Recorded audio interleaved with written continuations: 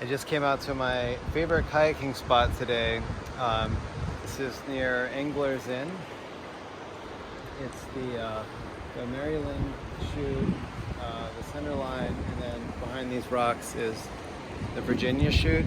And my favorite thing to do is to come up to where the middle part is here and obtain upward and paddle upwards, and depending on the water level and the water features that are revealed, it makes it certain ways are easier or harder.